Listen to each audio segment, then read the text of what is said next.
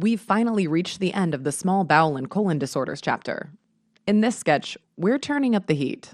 It's time to talk about inflammatory bowel disease, IBD for short. The two major players here are ulcerative colitis and Crohn's disease. And to celebrate getting to the end of this beast of a chapter, we are ending things with a bang. At the Battle of Bowel Run. Bowel. Did I say that right? 3 months into the American Civil War, Union forces pushed into Virginia in an attempt to capture the Confederate capital in Richmond.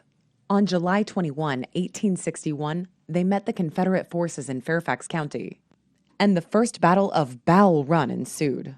While the Union initially had the upper hand, the battle shifted when a brigade of Virginians, led by Thomas Cobblestone Jackson, joined the Confederate troops. This decisive move brought a dear-bought victory for the Confederates, and, in a way, set the tone for a long and bloody war, which some historians have likened to the arduous and sometimes bloody battle that faces most patients with IBD. IBD is a chronic disease of the gastrointestinal system that's quite prevalent, affecting approximately 1.4 million Americans. IBD is comprised of two major disorders, ulcerative colitis and Crohn's disease. And in this scene, ulcerative colitis will be illustrated on the Union side, while Crohn's makes up the Confederacy. These disorders have both distinct and overlapping pathologic and clinical characteristics, much like the disparate yet overlapping views of the North and South House. Divided. Yeah, I'm gonna stop forcing the metaphor now. The precise etiology of IBD is still debated, although most proposed mechanisms involve a complex interplay between genetic susceptibility to IBD, abnormal gut bacteria, inherent intestinal epithelial defects, and a hyperactive immune response. Let's go over the features common to both UC and CD first, and then discuss what makes the two types of IBD unique. The age of onset of most cases of IBD is between 15 and 40 years, so we're talking relatively young people here. Though some studies suggest a bimodal age distribution with a second peak between 50 and 80. IBD is more prevalent in North America and Europe, and less prevalent in Asia, Japan, and South America. Ulcerative colitis and Crohn's disease are more common in individuals with Jewish ancestry and in whites compared to Black and Hispanic populations. So here we have a young white American, possibly Jewish dude, suffering from some IBD as we speak.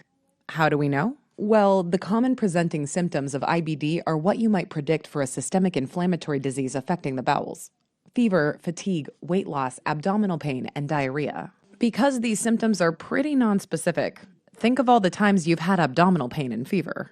Patients can have symptoms for many years prior to being correctly diagnosed. Thankfully, increased awareness of IBD has made the misdiagnosis more of a rarity these days. All right, now that we've covered the common features, let's dive into the unique characteristics of each disease. We'll start with ulcerative colitis, over on the Union side. Ulcerative colitis is characterized by recurring episodes of inflammation limited to the mucosal layer of the colon. See how this Union cannon looks all pouchy and colonic? While Crohn's disease can affect any part of the intestines, ulcerative colitis affects only the rectum and colon. In fact, ulcerative colitis always involves the rectum, as depicted by that rusty rectal stool. From there, the disease continues up the colon, just like the rust on the Union cannon, starting on the distal end and spreading proximally. There are no gaps either. The inflammation in ulcerative colitis is continuous, in contrast to the patchy, skip lesions seen in Crohn's disease, which we'll illustrate later.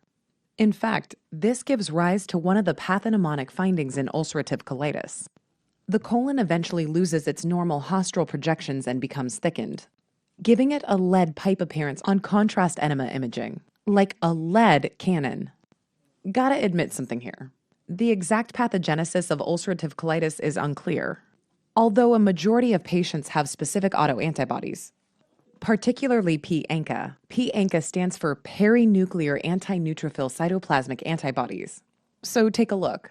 We have our neutrophil first responders, along with a battle plan that shows antibody-shaped regimes positioning themselves around the periphery, surrounding the opposition. Perinuclear, if you will.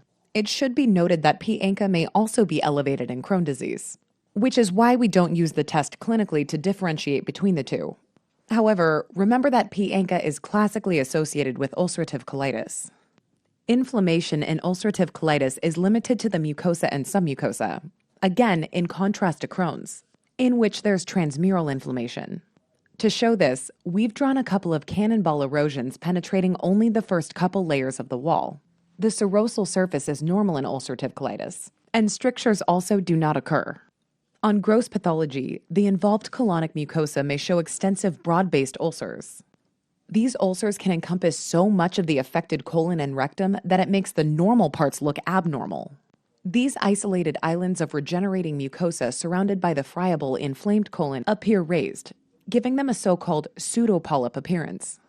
On histology, ulcerative colitis shows diffuse ulceration, inflammatory infiltrates, and abscess formation within colonic crypts, depicted by this abscess-like cannonball lodged in the wall here. As with all forms of IBD, patients with ulcerative colitis most often present with abdominal pain, classically on the left side, reflecting the location of the rectum and the distal colon. So not only have we drawn a piece of shrapnel striking this Union soldier on the left, we've put the entire ulcerative colitis scene on the left side of the sketch.